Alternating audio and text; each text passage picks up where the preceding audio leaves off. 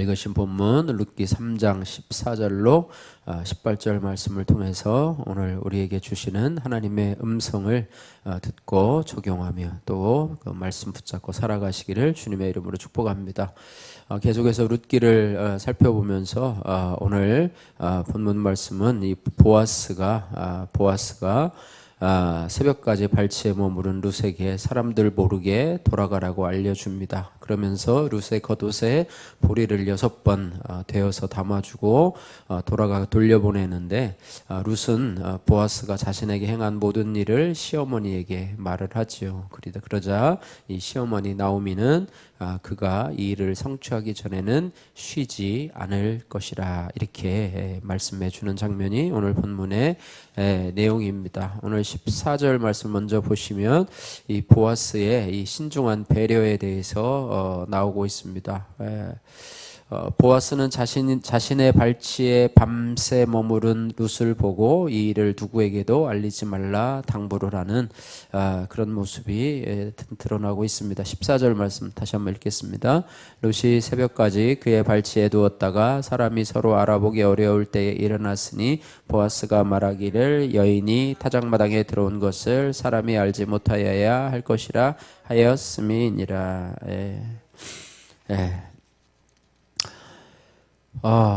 보아스의 모습을 바라보면은 그것을 이 룻을 배려하는 그런 모습을 보게 되는데요. 이 일을 누구에게도 알리지 말라라고 신신당부하는 그런 모습을 보게 됩니다. 예수님께서도 이 땅에서 사역하시면서 제자들에게 내가 누구인지를 알리지 말라라고 여러 번 말씀하셨는데 보아스도 이 일이 사람들에게 드러나게 되면 온갖 소문과 또 온갖 그런 나쁜 것들이 돌아다니기 때문에 이 일을 아무에게도 말하지 말라. 정식으로 맺어진 부부가 아니기 때문에 사람들에게 오해를 살 위험이 있었기 때문입니다. 그래서 보아스는 룻의 명예와 순결을 보호하고자 신중하게 행동하는 이런 모습을 보게 됩니다. 우리의 삶 속에서도 이 신중하게 행동하고 또 남을 배려하는 그런 행동이 필요하다고 하는 것입니다. 우리가 말하기 전에 듣기는 속히하고 말하기는 더디하라 이런 말이 있습니다. 그런데 우리는 반대로 얘기를 하죠. 듣기는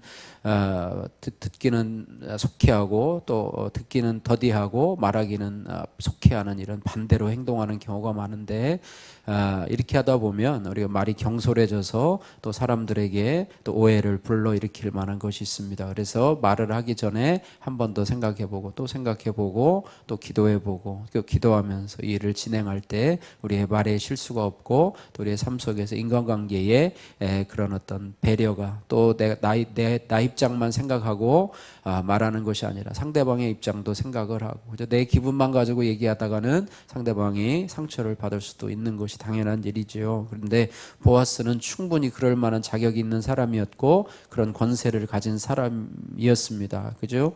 룻과 같이 그저 이 모압 여인이었고 보잘것없는 여인에게 그냥 함부로 대해도 될 수 있는 그런 상황이었지만 이 보아스는 그렇게 하지 아니하고 이 룻을 배려하는 그런 모습을 보게 됩니다. 그러니까 작은 자 하나라도 여러분이 우습게 여기지 말고 깔보지 말고 배려하는 그런 모습들이 얼마나 귀한 것인지를 알 수가 있습니다. 우리도 복음을 위해서 우리 모든 만나는 사람들이 우리가 전도할 대상이라고 생각하십시오. 그리고 여러분들이 그를 위해서 여러분의 말과 행동과 또 여러 가지 처신들이 하나님 앞에서 이루어져야 됩니다. 그래서 지혜롭고 신중하게 행동해야 된다.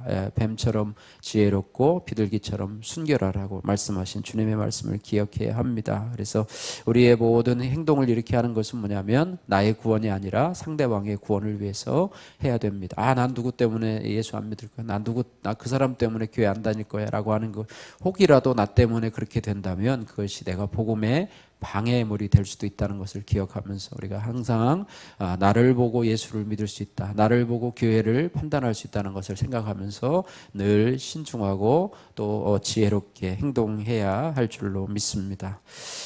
자, 두 번째로 15절에서 17절 말씀에 보아스는 이 일을 아무에게도 알리지 말라라고 얘기를 하면서 룻에게 지금 이제 타작을 하고 있는 상황이 아닙니까? 그런 상황 가운데서 룻에게 보리를 6번이나 되어서 담아주는 그런 모습을 보게 됩니다. 15절 15절 같이 읽습니다. 보아스가 이르되 내 옷을 가져다가 그것을 펴서 잡으라 하매 그것을 펴서 잡으니 보리를 6번 되어 룻에게 지워두고 성읍으로 들어가니라. 아멘. 예, 보리를 6번 되어 담아주었다. 베들레헴으로 와서 참 먹을 것도 없고요. 그죠? 이 룻이 이 보리 추수하는 곳에 뒤에 따라다니면서 이삭을 주우면서 근근히 살아가고 있는데 보아스가 룻을 그냥 불쌍히 여겨서 가서 이거라도 먹고 살아라 이렇게 하고 준 것이 아니라 그 보리를 준 것에도 이유가 있다고 하는 것입니다. 사람들의 오해를 피하고자 룻이 밤새도록 일한 것처럼 보이기 위함이었고 또한 룻을 책임져서 그와 결혼하겠다는 징표로 보낸 것이다 이렇게 말해. 그의 마음을 담아서 또 그를 배려하는 징표로 인해서 그냥 돌려보낸 것이 아니라 그가 밤새 일해서 다른 사람들이 보면 그 일로 오해하지 않도록 하고 또 룻에게 그것을 줌으로 인해서 그와 결혼하겠다는 징표로 보낸 것이다 이렇게 말씀하고 있습니다. 그래서 룻이 받은 보리는 그저 불쌍히 여겨서 그냥 이렇게 구제로 준 것이 아니고 그것은 보아스의 은혜와 사랑을 나타낸다 이렇게 말씀하고 있습니다. 그래서 예수님께서 마찬가지로 우리의 필요를 아시는 하나님 또 그 필요를 하나님의 은혜로 채워주시는 하나님이시다 말씀하고 있습니다. 그래서 우리의 삶 속에서도요 여러분이 기도할 때 여러분의 필요를 아시는 하나님 앞에 또 여러분의 아픔도 여러분의 부족함들도 이렇게 간구하면서 나가기를 소원합니다. 오늘 여러분이 필요한 하나님께서 채워주셔야 할 그런 필요는 무엇입니까? 이런 부분을 우리가 생각하면서 또 나뿐만 아니라 내가 보아스의 입장이 되어서 내가 챙겨줘야 될 사람은 누구인가? 내가 은혜롭게 대해줘야 되고 내가 보리 6개를 주어야 할 사람은 누구인가? 여러분들 생각하시면서 받을 입장도 생각하고 또 줄 입장도 생각을 하면서 오늘 하루 그렇게 적용하시면서 사시기를 바라고요. 18절 말씀에 이제 집으로 돌아온 룻이 나오미에게 이제 있는 일들을 고하게 되지요. 18절 말씀 같이 한번 읽겠습니다. 이에 시어머니가 이르되 내 딸아 이 사건이 어떻게 될지 알기까지 앉아 있으라. 그 사람이 오늘 이 일을 성취하기 전에는 쉬지 아니하리라 하시니라. 아멘. 집으로 돌아온 룻이요 시어머니 나오미에게 보아스가 자신에게 행한 일들을 속속히 다 아뢰입니다. 마치 딸이 어머니에게 하듯이 이야기를 합니다.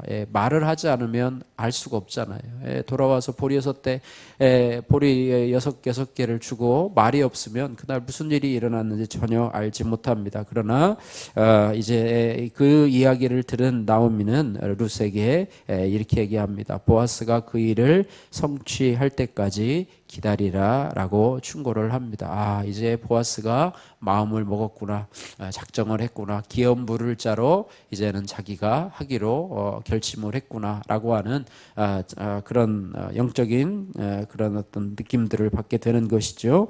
어쨌든 나오미는 참 믿음의 여인이었고 또 믿음의 여인을 따라서 모압 지방에서 베들레헴으로 온 롯도 역시 이 나오미처럼 믿음의 여인이었음을 보게 됩니다. 어쨌든 자신들이 할 수 있는 일은 다 하고 나머지 결과는 하나님 앞에 맡기는 그런 모습을 보게 됩니다. 이처럼 발치부를 들고 눕는 적극적인 자세가 필요할 때도 있고 또 모든 결과를 믿고 가만히 기다려야 할 때도 있다는 것 우리가 기억해야 할 것입니다. 그저 하늘만 쳐다보고 있는 것이 다가 아니고요. 내가 해야 될 일이 있고 또 내가 할 일을 다 마치고 하나님이 이제 하나님이 하셔야 됩니다 라고 하나님 앞에 맡겨야 될 때가 있는데 이런 것들을 잘 분별할 수 있는 지혜가 있어야 될 줄로 믿습니다. 거꾸로 하면 안 되겠죠. 그죠? 내가 할 일을 하나님이 해주세요 그러고 하나님이 할 일을 내가 하는 것처럼 하면 안 되겠습니다. 어떤 상황에서도 우리는 기도함으로 내가 할 일을 다 하고 기다릴 때 하나님이 나를 위해서 쉬지 않고 일하시는 하나님이시다 이렇게 말씀하고 있습니다. 내가 해야 될 일을 할 수 있는 그런 은혜, 하나님이 우리에게 맡겨준 일, 또 내가 말씀에 순종해야 될 부분, 나의 삶 속에서 끊어야 될 부분들을 순종하고 하나님 나를 기억하사 복을 주옵소서라고 하는 말씀처럼 우리가 그렇게 해야 된다고 하는 것입니다. 네가 할 일은 해라. 네가 가서 이 보아스의 발치에 가서 누워있는 그 일은 해라. 힘들고 부끄럽고 수치로운 일이지만 그 일을 해라. 그러면 내가 그 일을 통해서 내가 이루리라 말씀하시는 하나님의 은혜를 기억해야 할 것입니다. 그러나 우리는 주님께 맡기지 못하고 불안해하면서 하는 경우가 많이 있습니다. 그래서 우리가 믿음으로 기다리시기를 소원하고요. 아들의 구원이 성취되기까지라고 하는 큐티인 묵상 간증입니다. 저는 주식, 투기, 바람, 또 음주 등 온갖 죄를 짓고 살다가 죽을 뻔한 인생입니다. 그러나 주님의 전적인 은혜로 구원받아 지금은 예배와 말씀 중심으로 살아가고 있습니다. 그런데 요즘 아들이 저의 거룩을 위해서 수고하고 있습니다. 아들은 마치 과거 제 모습을 보는 것처럼 도박에 빠져 살고 있어요.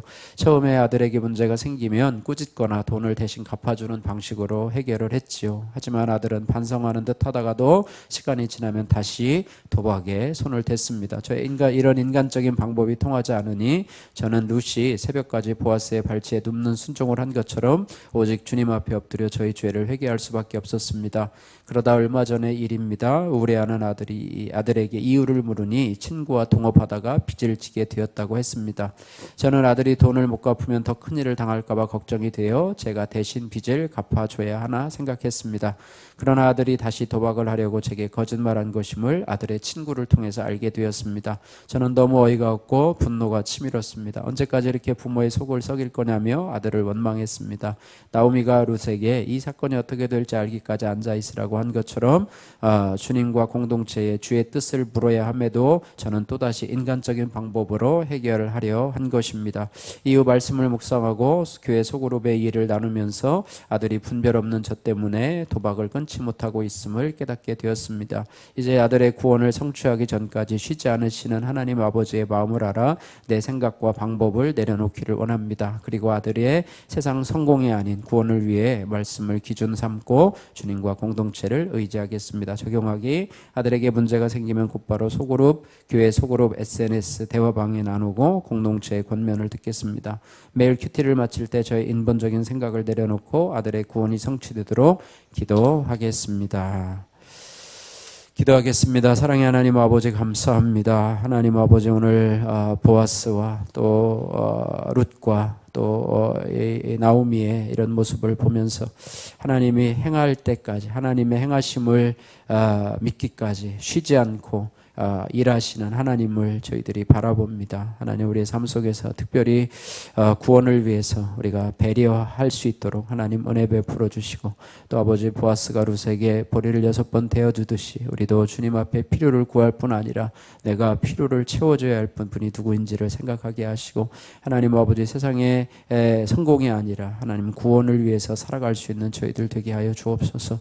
우리를 위해서, 또 우리 가정을 위해서, 우리 교회를 위해서, 이 나라와 민족을 위해서 쉬지 않고 일하시는 하나님께 기도합니다. 하나님 아버지, 우리 자신, 또 우리 가정, 또 우리 자녀들, 또 우리 교회, 또 이 나라와 민족, 하나님 아버지, 정말로 주님께서 불쌍히 여겨주시고, 하나님 아버지, 우리가 할 일을 행하면서 하나님, 그 다음에는 하나님 앞에 우리의 모든 일들을 맡겨버릴 수 있는 그런 믿음의 성도들이 다 될 수 있도록 은혜 베풀어 주옵소서. 예수님 거룩하신 이름으로 기도드립니다. 아멘.